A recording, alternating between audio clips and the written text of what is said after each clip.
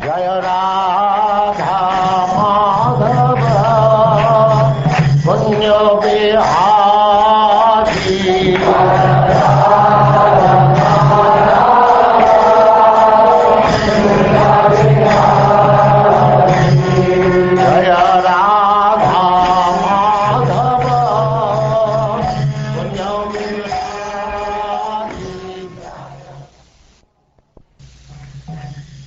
Jaya Radha Madhava.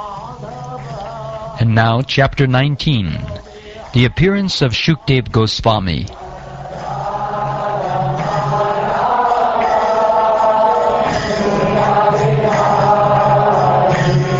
Jaya Radha Madhava Punya Bihari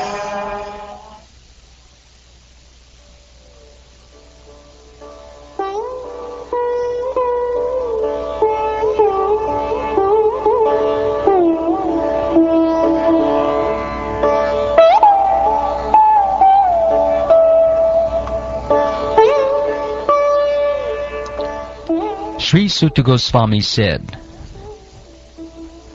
while returning home, the king, Maharaj Pariksit, felt that the act he had committed against the faultless and powerful Brahmin was heinous and uncivilized. Consequently, he was distressed. King Pariksit thought, due to my neglecting the injunctions of the Supreme Lord, I must certainly expect some difficulty to overcome me in the near future. I now desire, without reservation, that the calamity come now, for in this way I may be freed of the sinful action, and not commit such an offense again. I am uncivilized and sinful due to my neglect of Brahminical culture, God consciousness, and cow protection. Therefore I wish that my kingdom, strength, and riches burn up immediately by the fire of the Brahmin's wrath, so that in the future I may not be guided by such inauspicious attitudes.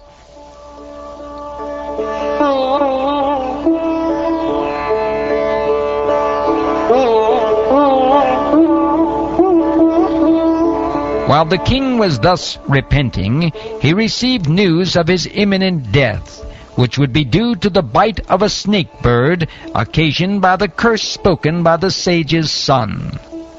The king accepted this as good news, for it would be the cause of his indifference toward worldly things.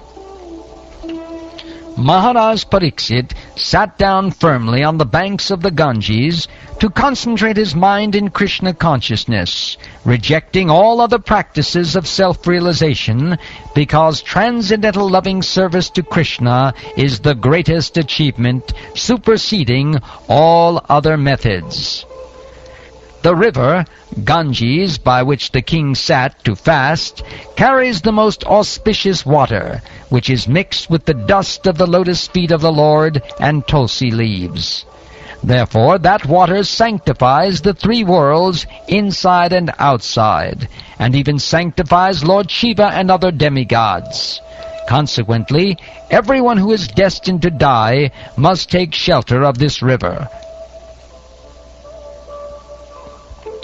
Thus the king, the worthy descendant of the Pandavas, decided once and for all, and sat on the Ganges bank to fast until death, and give himself up to the lotus feet of Lord Krishna, who alone is able to award liberation.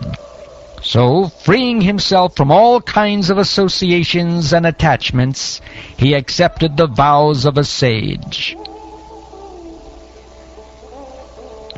At that time, all the great minds and thinkers, accompanied by their disciples, and sages who could verily sanctify a place of pilgrimage just by their presence, arrived there on the plea of making a pilgrim's journey.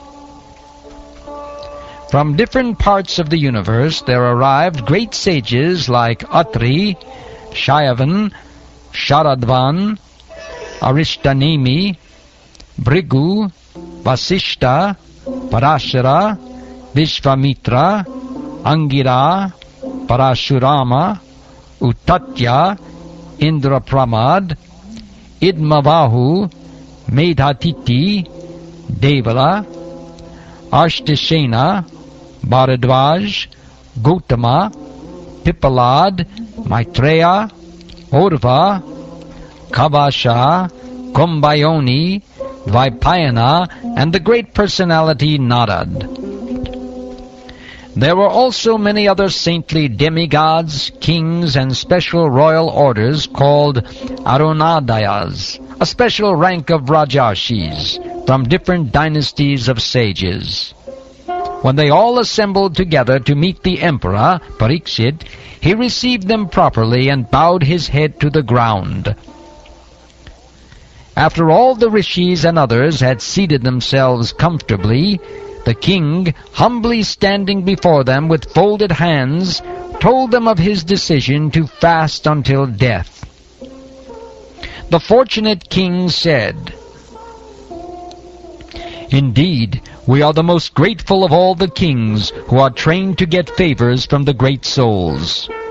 Generally, you sages consider royalty as refuse, to be rejected and left in a distant place. The Supreme Personality of Godhead, the controller of both the transcendental and mundane worlds, has graciously overtaken me in the form of a Brahmin's curse. Due to my being too much attached to family life, the Lord, in order to save me, has appeared before me in such a way that only out of fear I will detach myself from the world. O Brahmins, just accept me as a completely surrendered soul, and let Mother Ganges, the representative of the Lord, also accept me in that way, for I have already taken the lotus feet of the Lord into my heart. Let the snake bird, or whatever magical thing the Brahmin created, bite me at once. I only desire that you all continue singing the deeds of Lord Vishnu."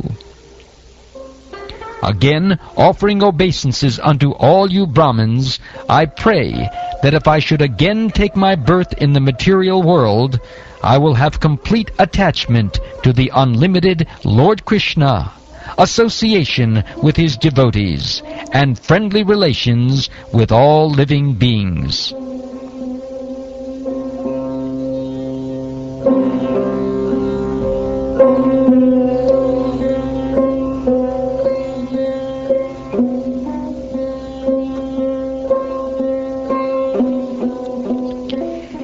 In perfect self-control, Maharaj Pariksit sat down on a seat of straw, with straw roots, facing the east, placed on the southern bank of the Ganges, and he himself faced the north.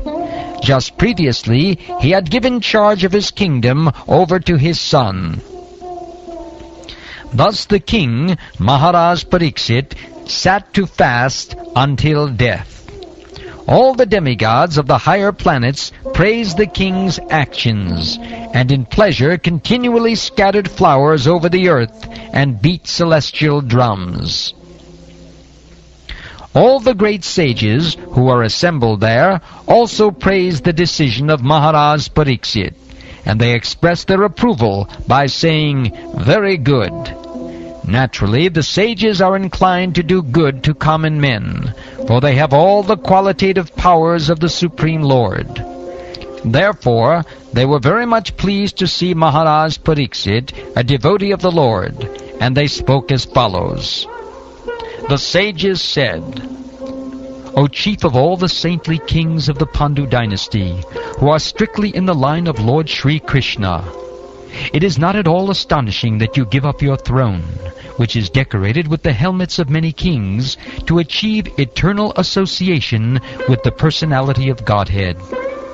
We shall all wait here until the foremost devotee of the Lord, Maharaj Pariksit, returns to the supreme planet, which is completely free from all mundane contamination and all kinds of lamentation."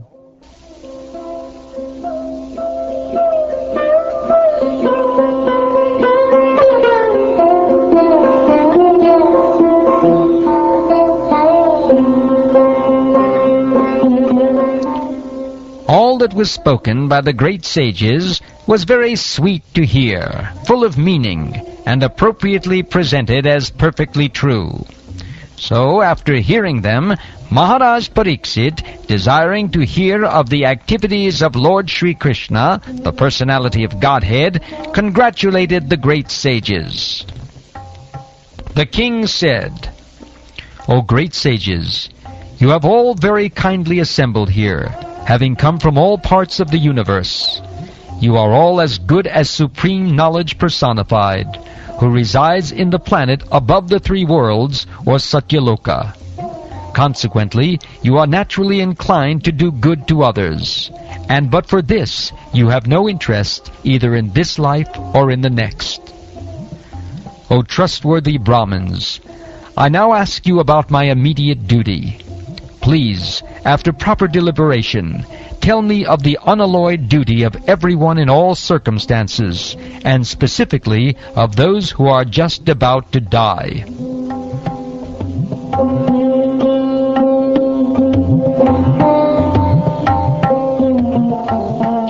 At that moment, there appeared the powerful son of Vyasadeva, who traveled over the earth disinterested and satisfied with himself.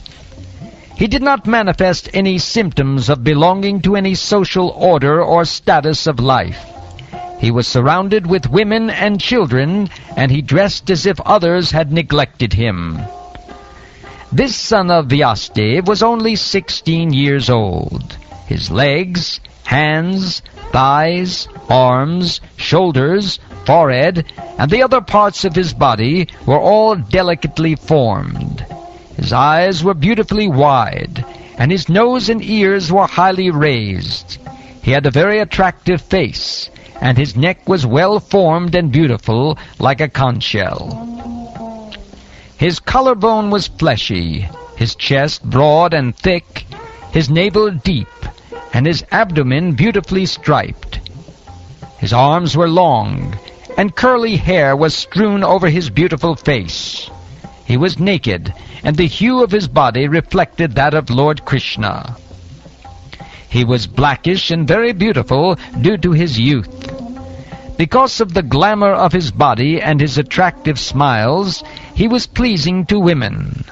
Though he tried to cover his natural glories, the great sages present there were all expert in the art of physiognomy, and so they honored him by rising from their seats. Maharaj Pariksit, who is also known as Vishnu Rata, or one who is always protected by Vishnu, bowed his head to receive the chief guest, Shukdev Goswami. At that time, all the ignorant women and boys ceased following Srila Shukdev. Receiving respect from all, Shukdev Goswami took his exalted seat. Shukdev Goswami was then surrounded by saintly sages and demigods, just as the moon is surrounded by stars, planets, and other heavenly bodies. His presence was gorgeous, and he was respected by all. The sage Sri Shukdev Goswami sat perfectly pacified, intelligent, and ready to answer any question without hesitation. The great devotee Maharaj Pariksit approached him, offered his respects by bowing before him, and politely inquired with sweet words and folded hands. The fortunate King Pariksit said, "O Brahmin, by your mercy only you have sanctified us, making us like unto places of pilgrimage, all by your presence here as my guest. By your mercy, we, who are but unworthy royalty, become eligible to serve the devotee. Simply by our remembering you, our houses become instantly sanctified. And what to speak of seeing you, touching you, washing your holy feet, and offering you a seat in our home. Just as the atheist cannot remain in the presence of the personality of Godhead, so also the invulnerable sins of a man are immediately vanquished in your presence. O saint, O great mystic! Lord Krishna, the personality of Godhead, who is very dear to the sons of King Pandu, has accepted me as one of those relatives just to please his great cousins and brothers. Otherwise, without being inspired by Lord Krishna, how is it that you have voluntarily appeared here, though you are moving incognito to the common man, and are not visible to us who are on the verge of death? You are the spiritual master of great saints and devotees. I am therefore begging you to show the way of perfection for all persons, and especially for one who is about to die. Please let me know what a man should hear, chant, remember, and worship, and also what he should not do. Please explain all this to me. O powerful Brahmin, it is said that you hardly stay in the houses of men long enough to milk a cow. Sri Suta Goswami said, "The king thus spoke and questioned the sage, using sweet language. Then the great and powerful personality, the son of Vyasadeva, who knew the principles of religion, began his reply.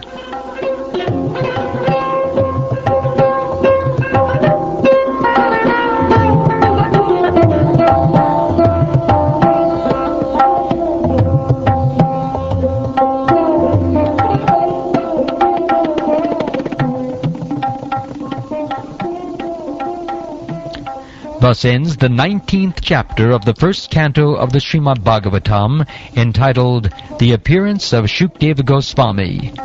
And this ends the first canto.